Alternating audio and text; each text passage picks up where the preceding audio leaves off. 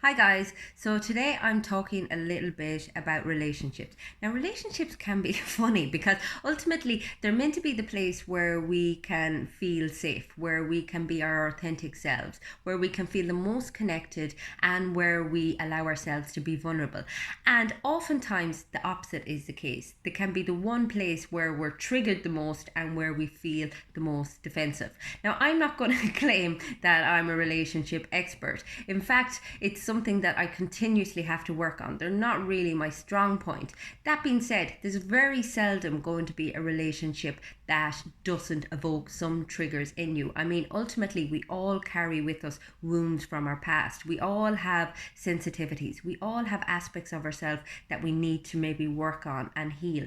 And relationships can be a wonderful way of shining a light on that if you're open to it. I mean, ultimately, our relationships can cause us to constrict and become very fixed in our mindset, or they can cause us to soften and open and basically shine a light and basically become a mirror for all of the places where we need to do work. And it depends on your perspective, depends on your partner, and it depends on the I suppose the communal effort that you're willing to put in. Now, I think as well we tend to focus an awful lot on the negative aspects of our relationship, and this is basically the negativity bias a little bit as well. We tend to have a mind that is like Velcro for the negative and Teflon for the positive. You know, we tend to focus on the bad memories. We tend to focus on the triggers and the pains as opposed to the glimmers and the positive experiences. I'm loving that word glimmers, by the way. And you know, it's about paying attention to the good aspects of your relationship. Now, speaking of attention, you need to pay attention to your partner. Oftentimes we idolize the first few months or the first few years of our relationship, and we wonder what happened to it, and yet we don't display the same behaviors as we would have done when we were, for wanting of a better word, courting or dating. You know, we don't pay our as much attention to our partners. We don't compliment them. We don't remind them of their strengths. We don't compassionately support them through their weaknesses. And that's what relationships are all about. And oftentimes people will come to me and they'll be like, oh, you know, I want more affection. I want more connection. I want more conversation and communication. And yet they're not putting the feelers out there. They're not taking the chance themselves. And I'll oftentimes turn around and be like, okay, when was the last time you actually did X, Y, or Z? When was the last time you bought a random present for your partner? When was the last time you paid them a random compliment? And again, it's very reciprocal, you know? I mean, relationships are all about give and take. And this is particularly true when it comes to being authentic, being vulnerable. I mean, you can literally only meet a person as far as they have met themselves. And if it's always you reaching out or, you know, kind of doing the work or trying to connect and you feel like you're getting nothing back, well, at some stage you have to ask yourself, okay, what am I actually getting out of this? And is this relationship meeting my needs? I mean, oftentimes we're drawn to a relationship that replicates some past pain or past experience in order for us to do the healing, you know. And when we look at what our values are, what our authentic needs are, the relationship may not necessarily meet those, and that's not necessarily a bad thing, but it's just being aware of that, being very aware of what your needs are, what your value system are, what your beliefs are, and working beyond them.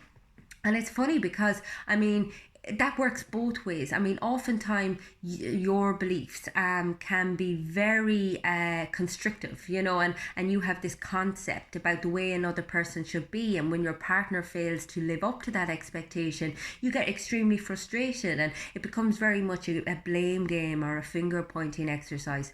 Whereas, literally, as I said, relationships are all about compromise. They're all about forgiveness. They're all about shining a light on aspects of yourself that you need to fix, and realizing that it's not your job to fix anybody else. It's not your job to change anybody else. You either accept them where they're at, or you kind of ask yourself, okay, is this going to be something that will meet my needs on a long-term basis? That being said, when it comes to the arguments that couples have, they tend to have the same theme over and over again, and again, as I said, both couples and individuals come to me, and they'll talk about all these different scenarios, and yet when you kind of connect the dots, it's pretty much the same argument, except painted up a little bit different every time. And if people get more stubborn as time goes by, and it becomes, particularly when kids come along, it becomes this kind of defensive competition. It's almost like as if it's you versus your partner, as opposed to being a unit, you versus both of you versus the world. So it's about realizing that, and as often as possible, being kind to your partner, showing up for your partner, showing up for yourself, and trying to see things from their perspective. I think when we've been with somebody for a long time, as I said, oftentimes we make these assumptions, and we're all about our own needs and our own desires. But it's such an important exercise to be able to practice a little bit of empathy and put yourself into their shoes, see things from their perspective. And if you can't do that, ask them what's going on for them. I mean, oftentimes we don't even communicate that, and rows go on way longer than they should do because we just don't go about the repair quickly enough. It's not about the conflict. It's about the quality and the timescale of when the repair takes place. And I always refer to John Gottman's, he has the Gottman Institute for horsemen of the apocalypse when it comes to relationships. And they are defensiveness, stonewalling, criticism, and contempt. And they are big, like, danger signs for relationships, and yet they're so commonplace. I mean, stonewalling is a way that I have learned to deal with conflict from a very early age, and to me it feels very self-preservative. It's basically a way of protecting myself. I think I conflict makes me so uncomfortable that I just prefer to shut down and withdraw. However, that being said, it is so uncomfortable, and it's really not a nice experience for the other person. And it's about being mindful of that and trying to soothe myself out of that place as frequently as possible. It's amazing as well, I suppose, there's a lot of stereotypical stuff that gets in the way of couples, and I think with women it tends to fall down to this whole thing of whether or not they're found attractive, and with men a lot of it boils down to them finding other people attractive, and we see a lot of these kind of arguments, and it's all at such a superficial level. And ultimately, the more couples and individuals I deal with, when you boil it down, when you peel back all the layers, I mean, literally men want to connect. They want that emotional vulnerability and closeness as much as women do, except they feel that they're not allowed to display it. They feel like they're not allowed be that person, and so there's a lot of bravado and a lot of, it's all about the lads. And likewise with women just want to feel safe and vulnerable and connected. They don't want to hate their bodies. They don't want to feel like they have to hide, or that they're always on display for men. And it's about kind of moving past those ways of thinking, challenging them, and both parties getting in touch with those inner child that are just waiting to kind of meet each other, play with each other, have fun with each other, because ultimately that's what relationships are meant to be about. It's meant to be about a lot of fun, a lot of kind of shared experiences, and coming together with a shared vision, as opposed to pulling against each other all of the time and it being conflict and a place where you often feel uneasy.